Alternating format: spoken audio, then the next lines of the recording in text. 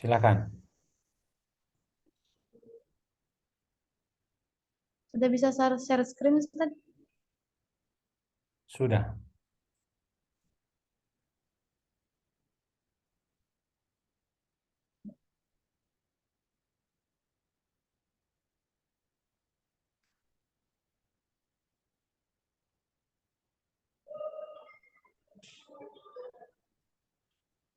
Sudah bisa terlihat belum ya?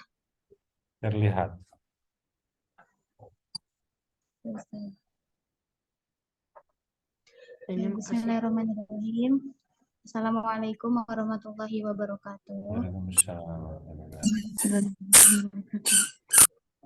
Alhamdulillahirrabbilalamin. Wabihi nasta'in wa ala umuri dunya waddin. Wassalatu wassalamu ala asyrafil anbiya'i wal mursalin wa ala alihi wa sahbihi ajma'in amma ba'du. Alhamdulillahirrabbilalamin. Pada kesempatan kali ini kita semua masih bisa diberikan kesempatan untuk bisa bertatap muka kembali di mata kuliah perencanaan dan desain bahasa Arab yang mana diampu oleh Ustadz Radif.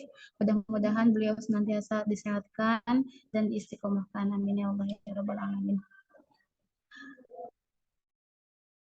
Baik, mulai pertemuan pada malam hari ini dengan bacaan basmalah.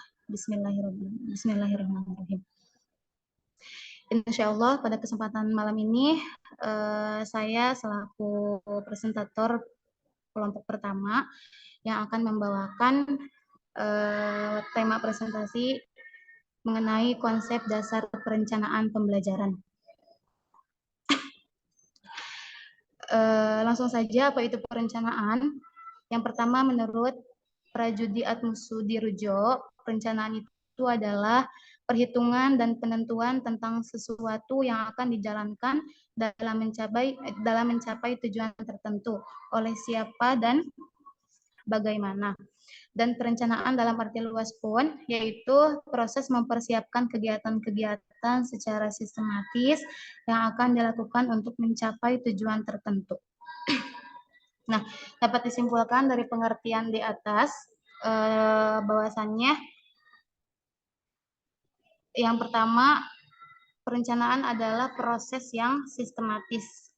Ya, jadi proses yang sistematis itu kita misalkan mau membuat apa, terus tujuannya seperti apa, bagaimana, caranya bagaimana, itu ditentukan dengan yang namanya proses sistematis, yang mana terstruktur dan tersusun rapi. Yang kedua, dapat disimpulkan perencanaan itu yaitu mencapai hasil dan tujuan tertentu. Yang selanjutnya ada yang mana perencanaan itu menentukan apa yang akan dilakukan di masa yang akan datang. Itu mungkin yang dimaksud dengan perencanaan. Yang selanjutnya ada apa itu pembelajaran. Pembelajaran merupakan suatu sistem yang terdiri atas berbagai komponen yang saling berhubungan dan mempengaruhi. Komponen tersebut mencakup pendidik, peserta didik, materi, metode, dan evaluasi. Jadi proses pembelajaran ini tidak hanya mengajar tapi juga belajar, yang mana seorang guru itu mengajar dan siswa itu belajar. Ketika seorang guru mengajar dan seorang siswa belajar, maka itu disebut proses pembelajaran.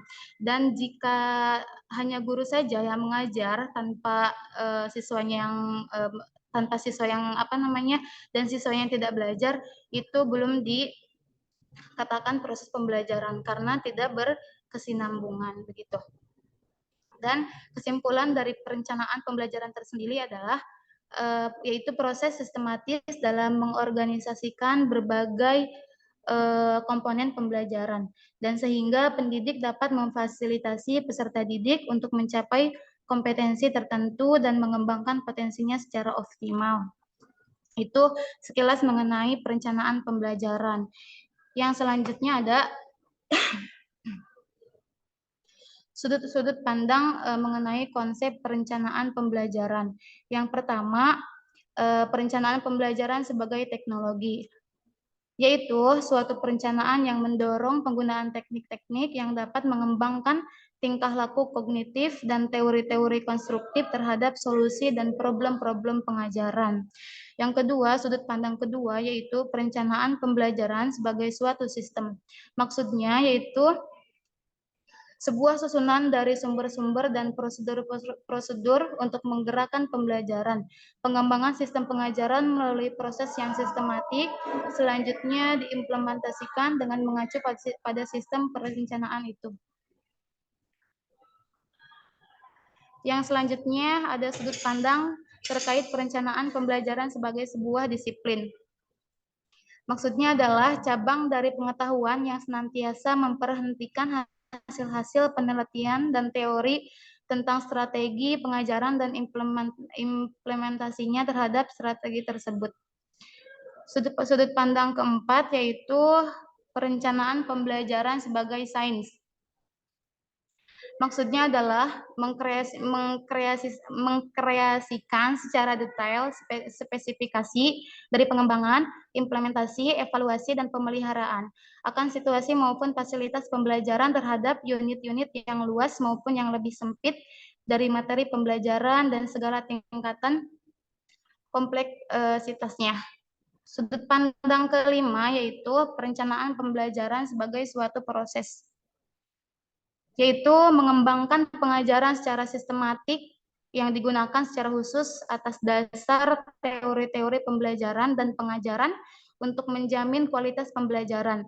Nah, dalam perencanaan ini dilakukan analisis kebutuhan dari proses belajar dengan alur yang sistematik untuk mencapai tujuan pembelajaran, termasuk di dalamnya melakukan evaluasi terhadap materi pembelajaran dan aktivitas-aktivitas sistematik. Dan sudut pandang yang keenam, yang terakhir adalah perencanaan pembelajaran sebagai sebuah realitas. Maksudnya apa? Maksudnya pengajarannya itu dikembangkan dengan memberikan hubungan pengajaran dari waktu ke waktu dalam proses yang dikerjakan perencana dengan mengecek secara cermat bahwa semua kegiatan telah sesuai dengan tuntutan sains dan dilaksanakan secara sistematik. Itu mungkin salah satu dari sudut pandang terkait konsep perencanaan pembelajaran. Yang selanjutnya ada manfaat pembelajaran, perencanaan pembelajaran. Ada beberapa poin. Yang pertama, sebagai petunjuk arah kegiatan dalam mencapai tujuan. Yang kedua, sebagai pola dasar dalam mengatur tugas dan wewenang bagi setiap unsur yang terlibat dalam kegiatan. Manfaat yang ketiga, yaitu sebagai pedoman kerja bagi setiap unsur, baik unsur guru maupun unsur siswa atau murid. Dan manfaat yang ketiga, yaitu sebagai pedoman kerja bagi setiap unsur, baik unsur guru maupun... Dibaca sih, jadi diulang-ulang. Kan udah dibaca, sekarang baca lagi. Isinya apa isinya langsung? Oh iya. Isi perencanaan adalah? Oh iya. Ini belum selesai. Ya. Manfaat yang selanjutnya adalah untuk bahan penyusunan data agar terjadi keseimbangan kerja, dan manfaat yang terakhir adalah untuk menghemat waktu, tenaga, alat-alat, dan biaya. Yang selanjutnya ada isi perencanaan. Ada beberapa poin. Yang pertama ada tujuan yang diinginkan, atau bagaimana cara mengorganisasikan aktivitas belajar dan layanan pendukungnya. Dan isi perencanaan yang kedua adalah program dan layanan, atau bagaimana cara mengorganisasikan aktivitas belajar dan pendukungnya juga sama. Dan yang ketiga adalah tenaga manusia, yakni mencakup cara-cara mengembangkan prestasi, spesialisasi, perilaku, kompetensi maupun kepuasan mereka semua. Yang keempat, ada isi perencanaan mengenai keuangan, meliputi rencana pengeluaran dan penerimaan, input dan output, debit dan kredit mungkin ya.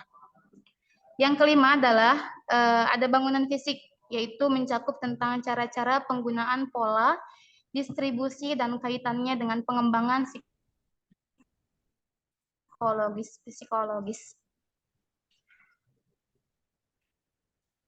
Dan yang keenam, ada struktur organisasi. Maksudnya, bagaimana cara mengorganisasikan dan manajemen operasi dan pengawasan program dan aktivitas kependidikan yang direncanakan terlebih dahulu. Dan yang terakhir ada konteks sosial, yakni elemen-elemen lainnya yang perlu dipertimbangkan dalam perencanaan pengajaran. Itu salah satu dari isi perencanaannya. Yang selanjutnya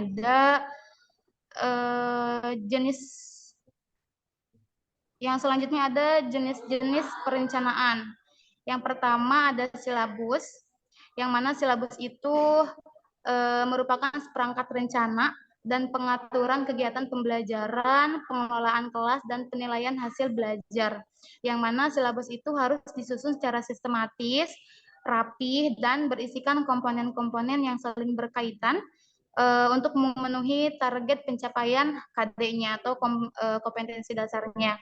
Jenis yang kedua adalah standar kompetensi, yang mana hal tersebut merupakan kemampuan dasar yang harus dimiliki peserta didik dalam suatu bidang pengembangan.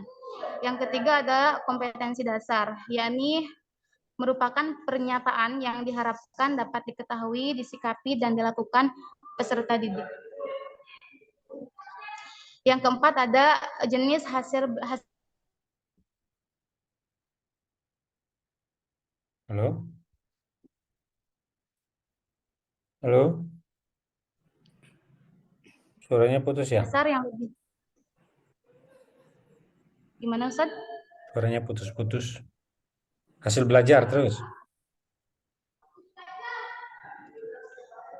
Yang kelima. Ya lanjut. Yang kelima ada indikator, yakni indikator itu merupakan kompetensi dasar yang lebih spesifik. Bukan. Dan operasional. Kompetensi dasar lain lagi dan indikator. Gimana bacanya dari mana itu? Indikator, Ustaz. Begini, bentar, Ustaz. Salah baca itu. Indikator bukannya kompetensi dasar.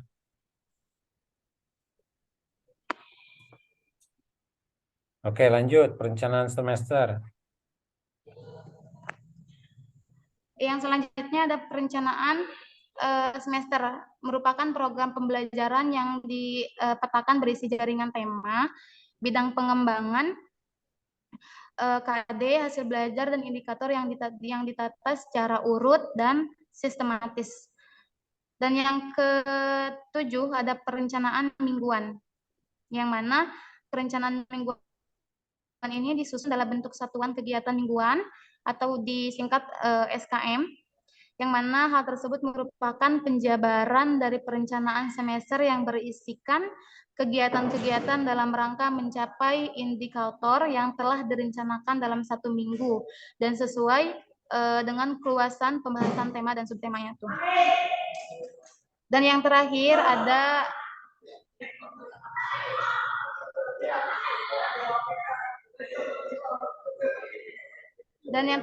perencanaan harian.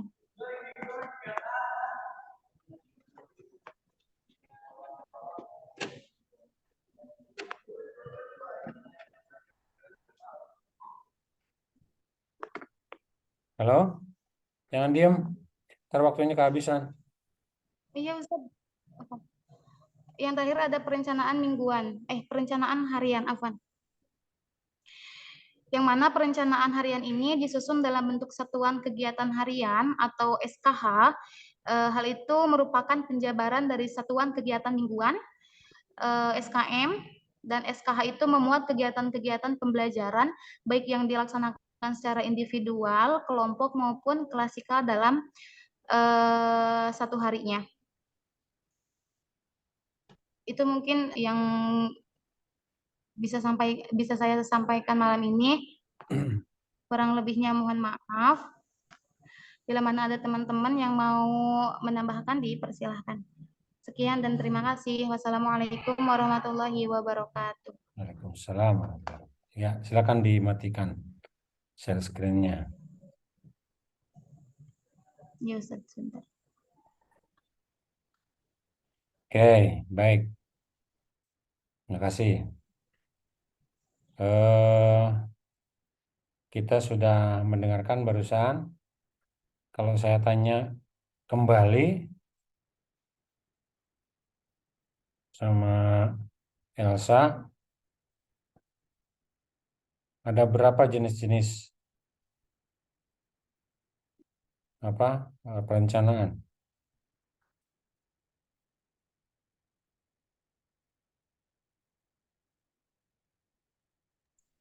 Ada 8 Ustaz. 8. 8 apa 9? 8 Ustaz. Yakin? Insya Allah yakin. Insya Allah. Ketika Elsa menuliskan atau menggambarkan dengan pointer-pointer, itu sebetulnya mempersiapkan diri kita untuk terjebak. Harusnya jangan pakai pointer-pointer, Elsa. Pakai angka aja 1, 2, 3, 4, 5. Jadi kelihatan berapa angkanya. Iya. Oke. Kemudian bingung. Ya Ustaz. isi perencanaan itu apa saja? Ada berapa? Tadi ada 7. Ada 7. 7 apa 8? 7 Ustaz. Yang 8 itu jenis. Jenis. Itu ada keuangan. Ya. Ada Iya. bangunan fisik. Buat apa bangunan fisik itu? Ya Ustaz. Buat apa bangunan fisik dalam perencanaan? Ya untuk mencakup sarana prasarana. Ustaz. Oke. Kenapa saya mempertanyakan? Karena nggak kelihatan dari mana ini ngambilnya. Jangan-jangan ini adalah perencanaan untuk membuat suatu bangunan fisik. Ya, perencanaan suatu acara, kegiatan, bukan perencanaan pembelajaran. Ya, memang diperlukan bangunan fisik, tapi tidak secara nyata, tidak secara jelas gitu. Oke, ada lagi kekurangannya, yaitu dari pendahuluan itu harusnya mengkerucut. Berangkatnya dari apa dulu? Dari yang apa? Yang mujmal, yang general, yang umum dulu, ya, kepada yang lebih khusus. Minal am, minal khas, from general to special. Itu dari yang mengerucut jadinya dari besar ke kecil gitu ya. Bentuknya kayak gitu. Itu cara pembahasannya. Maka kenapa kemarin saya bagikan satu persatu? Kalau dengan cara dengan cara presentasi seperti ini, saya yakin akan boring. Saya hitung tadi ada 5 sampai 6 kali tuh Fauzan nguap. Ngantuk banget ya Fauzannya. Wah, huai aja ya. Oke, Ibu Stomi udah hadir di sini. Nyalain Bu situnya eh, kameranya biar kelihatan apa senyum, apa sedih, apa tertawa. Tuh. Mau saya kasih contoh sedikit nggak apa yang akan kita buat ke depan? Boleh, Ustaz. Boleh. Boleh, Ustaz. Ini waktunya tinggal 10 menit lagi. Saya nggak tahu cukup apa nggak. Oke. Anyway, kita coba aja ya. Bismillahirrahmanirrahim. Wassalatu wassalamu ala Rasulillah. Wa ba'du. Bentar. Saya akan coba mematikan. Tadi udah nonton ini ya. Nah, oke. Kita akan dari blank dulu. Kelihatan di sana ya? Kelihatan? Kelihatan, Ustaz. Oke. Kelihatan. Saya akan buka dua slide khusus di sini. Yang pertama tentang Google Scholar. Scholar Google. Oke, membuat translate. Oke. Misalkan judul kita adalah konsep perencanaan pembelajaran bahasa Arab. Oke, ini judulnya. Penulisnya Radif, Elsa, dan Rizkia misalkan di kelas pagi itu ya. Ini 3 orang kan, 1, 2, 3. Ini kan, ini kan, ini kan. 1, 2, 3. Afiliasinya apa? Pendidikan Bahasa Arab Universitas Belanda. Ini pun di ajukan. 1, 2, 3. Nah, gitu kan. Pertama kali yang akan dibuat adalah abstrak. Tuh. Kemudian nanti Imradkar. Kemarin saya pernah bilang kan, Imradkar. Pernah dengar ini? Pernah dengar ya. Imradkar itu introduction, method, result, and discussion. Itu pembahasan. Kemudian conclusion, acknowledgement, dan reference.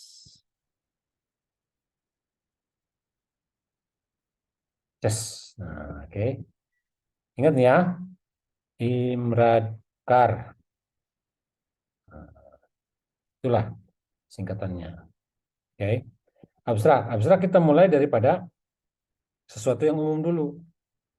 Ketika kita bicara masalah perencanaan pembelajaran, kita akan bicara masalah tentang mata pelajaran dulu, bidang studinya gitu.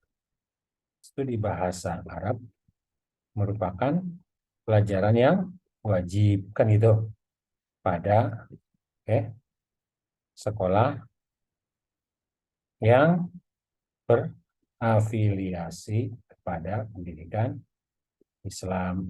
Contohnya di pesantren atau madrasah kan gitu. Sebagai salah satu program ya atau salah satu mata pelajaran yang wajib, maka pelajaran bahasa Arab memerlukan suatu sistem. Itu kan ada sistem-sistem itu apa? Input, proses, output. Sistem inputnya yang memerlukan suatu sistem yang baik. Salah satunya adalah perencanaan pembelajaran. Udah masuk tuh. Ini dalam apa namanya? Di dalam apa? Di dalam abstrak. Maka langsung, ini kan udah pendahuluan nih. Maka artikel ini mengetengahkan tentang apa tadi? 10 menit lagi selesai nih. Apa? Si Elsa tentang Konsep apa? dasar. Konsep Konsep dasar dasar perencanaan pembelajaran pembelajaran. bahasa Arab. Ya, gitu. Ini kan judulnya ini. Sehingga tujuan dari dibuat atau dari artikel ini adalah, ini kan titik nih. Tujuan dari artikel ini adalah membahas atau mengidentifikasi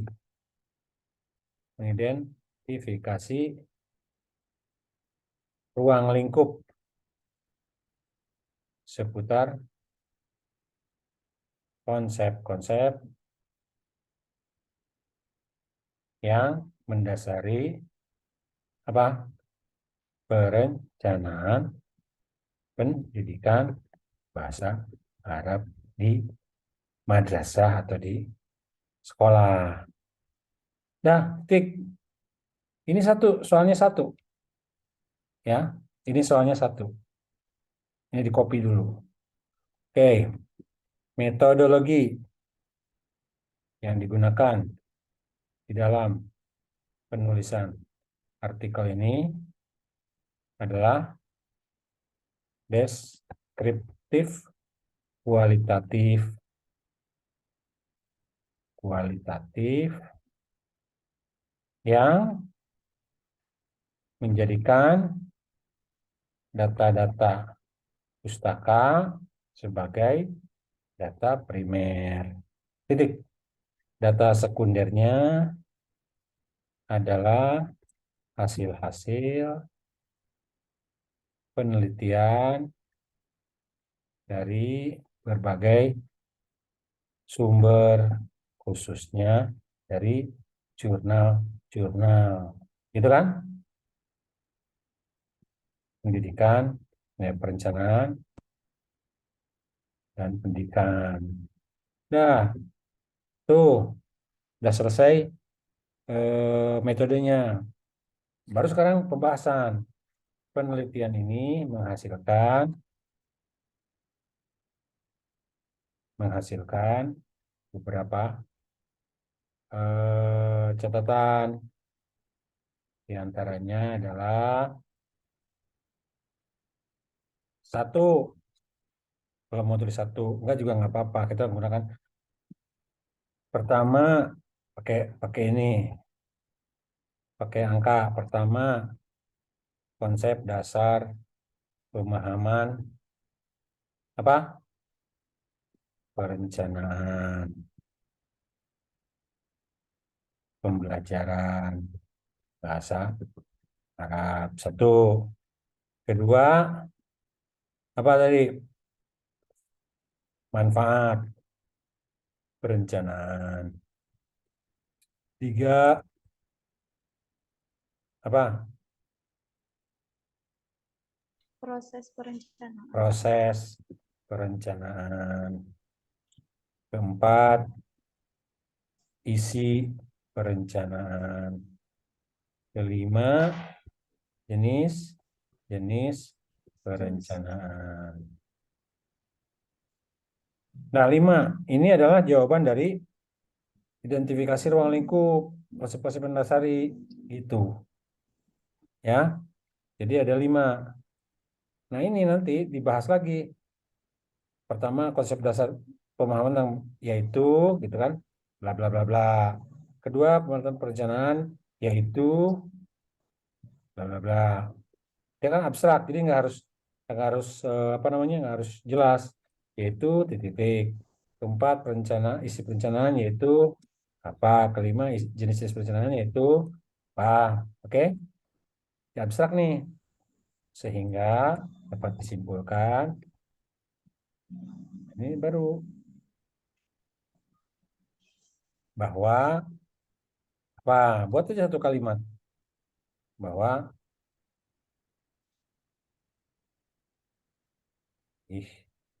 perencanaan pembelajaran merupakan pembelajaran suatu keniscayaan yang tidak dapat dipungkiri keberadaannya di dalam satu proses pendidikan, khususnya pada pendidikan bahasa Arab, sehingga disarankan kepada, nah, ini saran rekomendasi seluruh guru pendidikan bahasa Arab untuk menguasai konsep-konsep dasar perencanaan. 4 menit lagi.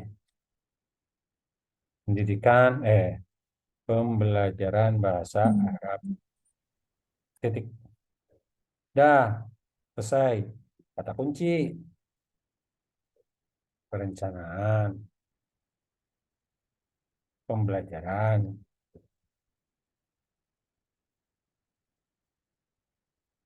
bahasa Arab. Terus 5 maksimal ya. Konsep. Konsep. Terakhir, sudah cukup. 4 aja. Nah, introduction itu sama seperti kita membuat ini. Tapi ditambahkan dengan ada 2. Yang pertama, urgensi.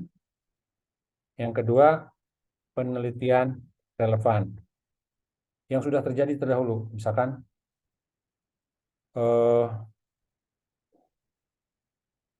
perencanaan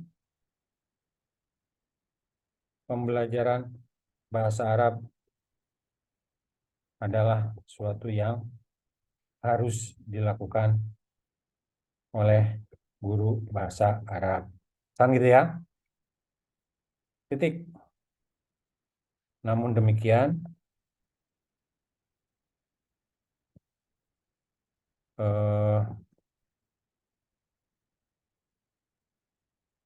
sebelum melakukan penyusunan, ya, perencanaan, setiap guru bahasa Arab harus memiliki kompetensi tertentu sebagai prasyarat membuat perencanaan. Kan gitu ya? Nah, ini dulu ambil. Ini kan di copy nih, copy. Udah, kita balik ke sini. Ini bahasa Indonesia ke bahasa Inggris.